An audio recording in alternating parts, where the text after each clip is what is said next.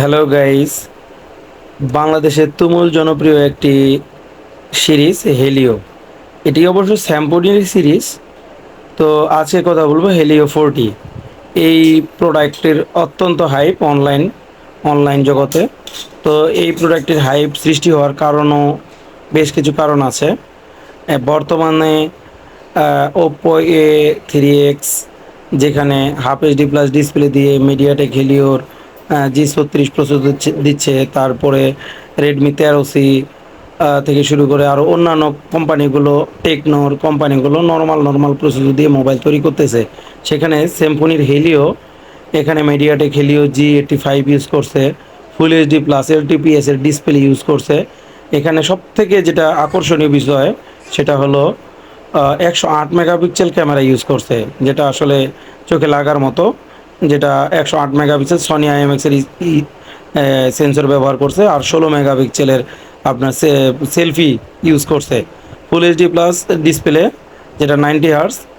আর এটা 8 GB variant, 128 GB, যেটা UFS 4।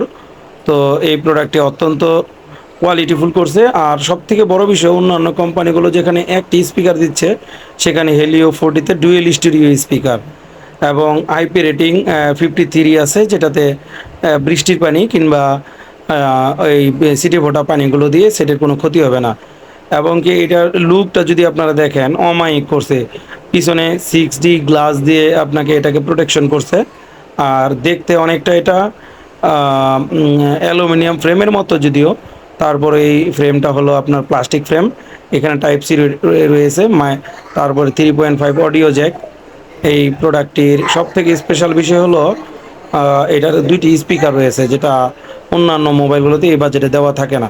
তো এই সেটে, এই বাজেটে 12,999, 11,999, এই দুটি বাজেটে একটা 6 জিবি র্যাম, একটা 8 জিবি র্যাম পাওয়া যাচ্ছে।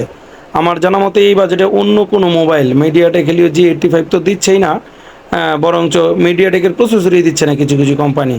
কিছু কিছু কোম্পানি তো দেখা যাচ্ছে যে আপনার ইউনিসক টাইগার প্রসেসর দিয়ে দিচ্ছে, যেমন রিয়েলমি নোট 50, নোট 60, এই টাইপের প্রসেসরগুলো। আসলে বর্তমানে ট্রেন্ড চলতেছে যে বডি কত শক্ত বানা যায়, আসলে ভিতরের বিষয়টা কেউ দেখতেছে না।